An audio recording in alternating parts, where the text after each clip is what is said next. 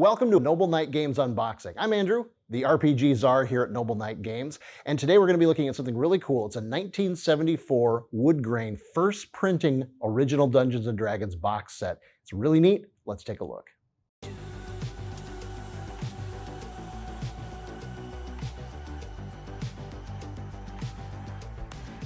What I love about these original box sets is that the first ones, like this one, were basically handmade, assembled at Gary Gygax's house. The later printings eventually changed over to a white box, and you'll sometimes hear original D&D referred to as white box D&D as a result. But here we have oldest printing, original printing in this wood grain style that I mentioned.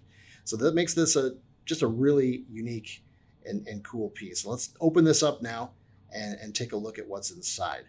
So this first book is Volume 1, Dungeons & Dragons, Men and Magic. And notice the subtitle here, Dungeons & Dragons Rules for Fantastic Medieval War Games, Campaigns Playable with Paper and Pencil. Part of the reason for that, I've got to think, is that it's such a new concept in gaming, right? Before D&D, there really wasn't any such thing as a role-playing game. So they had to put something on the front in case you were encountering this game without any kind of frame of reference. What is this? Well, it's a set of rules for fantastic medieval war games, campaigns playable with paper and pencil. It's a pretty apt description. Also notice no player's handbook in this edition of D&D. So let's open this up, and I want to point something out very cool to you here. Co-creators' signatures, Gary Gygax, Dave Arneson. So it's signed by the two authors, the two co-creators of D&D. 1974 is when this edition was published. And if we flip through, kind of a fun thing that's always cool to look at in this first printing is search for the hobbits. So you probably know them as halflings, but of course, when Dungeons & Dragons was first published, the race was hobbits, and they had to change it after the Tolkien estate that maybe took issue with that. If you flip through this book further, you're gonna see familiar things if you're a D&D player, a modern D&D player, an old school D&D player.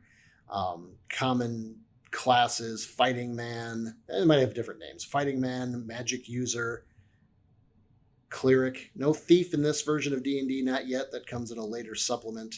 But it's going to look like D&D to you. If a homemade, vintage, labor of love style of D&D book.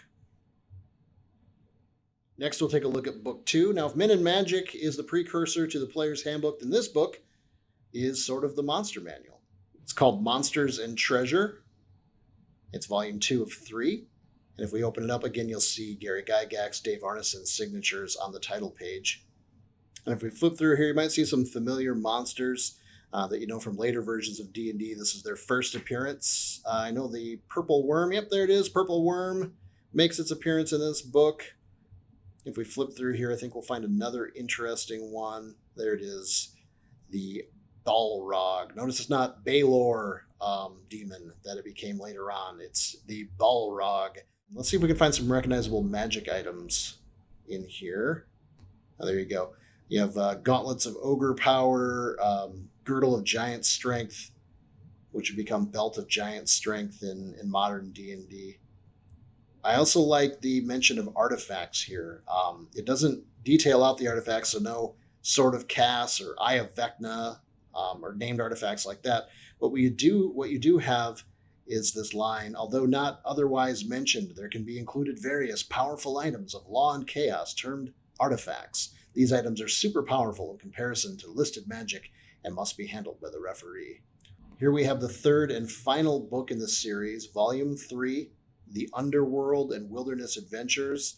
Flip open, you'll see again the signature Gary Gygax, Dave Arneson on the title page. This great illustration of a dragon.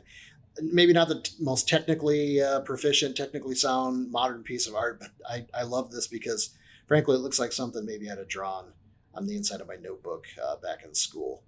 Flipping through here, you're going to see dungeon maps, very old school, dungeon treasure charts for generating random treasures. Also, you have rules for castles and some cool illustrations, actually. If you're building your fortress, here's like the parts of a castle, of a medieval fort for your character. So there you have it, Volume 3, The Underworld and Wilderness Adventures. Now, it wouldn't be possible for us to bring you cool items like this without your trades. So check us out online at nobleknight.com or stop into our brick-and-mortar store in Fitchburg, Wisconsin to complete your quest. I'm Andrew from Noble Knight Games, and thanks for watching.